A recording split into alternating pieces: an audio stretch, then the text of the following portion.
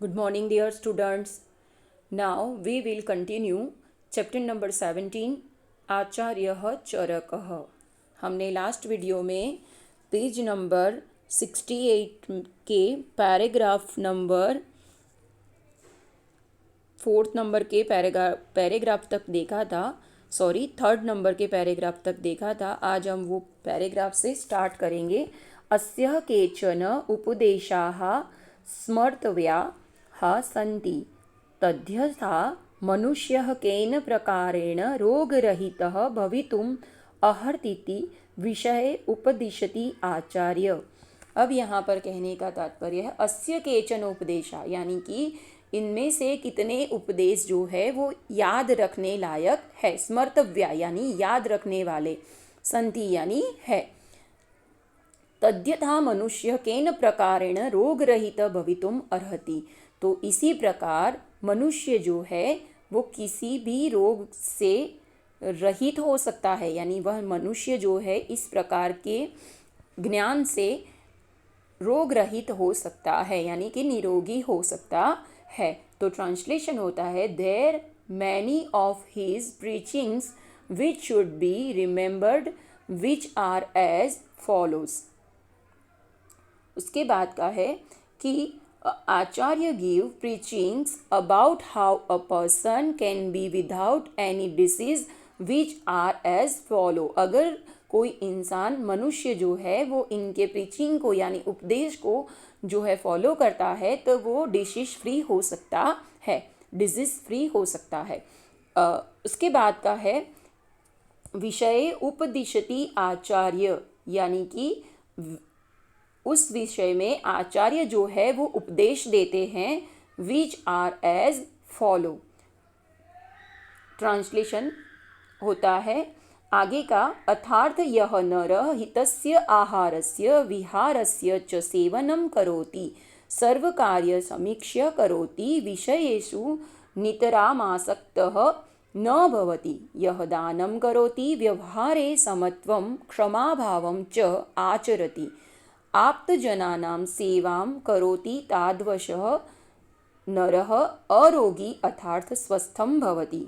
यानी कि यहाँ पर कहने का तात्पर्य है कि अर्थात इंसान जो है अर्थात यह नह निहितस्य आहारस्य विहारस्य च सेवनं करोति, यानी कि जो इंसान जो मनुष्य हितकारी आहार और विहार का सेवन करता है, सर्व कार्ये सामीक्ष्य करोति, यानी सब जो सारे कार्य है वो सोच समझ कर करता है।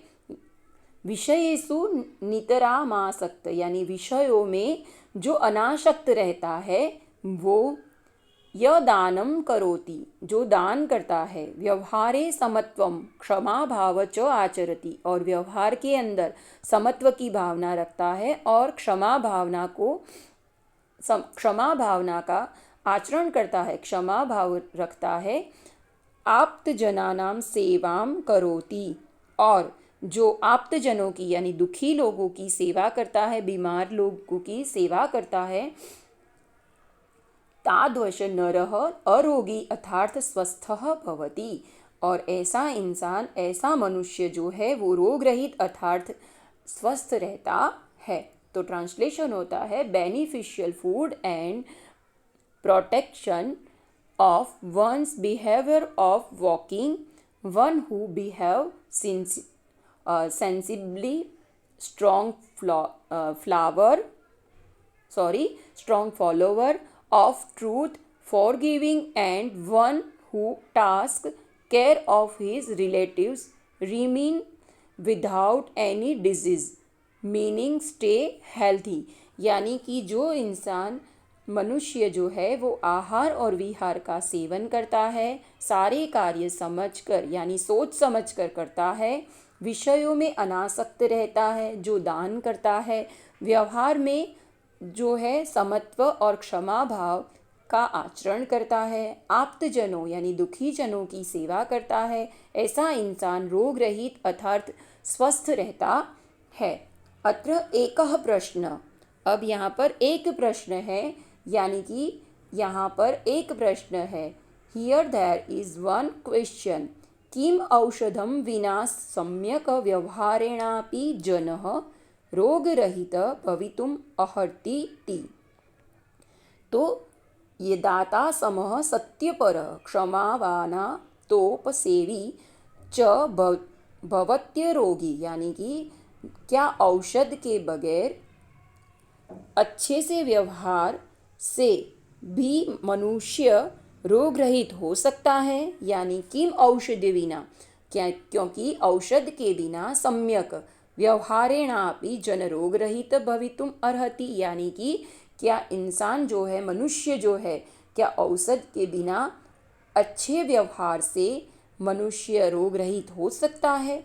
दाता समः सत्यपर क्षमावानाप्नोपसेवी च भवत्यरोगी, यानी कि आगे कहने का मतलब है कि उसका उत्तर क्या है। तो उसका उत्तर क्या दिया गया है कि जब रोग जो होता है, यानी डिजीज जो होता है, वो जब बॉडी के अंदर प्रवेश करता है तब औषध की ज़रूरत पड़ती है।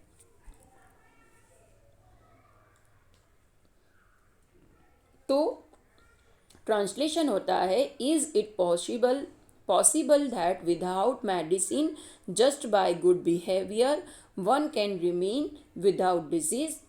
क्या इंसान जो है, मनुष्य जो है, औषधि के बगैर भी अच्छे व्यवहार से मनुष्य रोग रहित हो सकता है। तो उसका आंसर देते हुए कहा है कि तस्येदम उत्तरम यदा रोगः शरीरे प्रविष्टो भवति तदा औषधस्य आवश्यकता भवति, यानी कि उसका आंसर होता है कि जब बॉडी के अंदर रोग जो है वो प्रवेश करता है तब औषधि की जो है ज़रूरत होती है। यानी आंसर होता है, its answer is whenever any disease enter the body at that time medicines are needed, कि मेडिसिन की ज़रूरियात तभी होती है।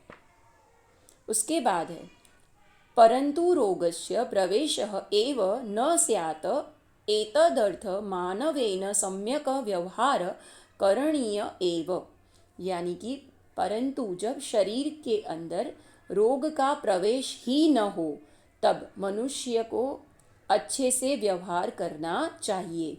यानी कि परंतु शरीरे रोगस्य प्रवेश, यानी परंतु शरीर के अंदर रोग का प्रवेश एव न स्यात्, यानी नहीं होता है, एतदर्थ, यानी वो टाइम पे मनुष्य को, यानी मानवेन सम्यक व्यवहार करणीय एव, तब मानवेन, मानव को सम्यक यानी अच्छा व्यवहार, सम्यक व्यवहार यानी अच्छा व्यवहार करना चाहिए।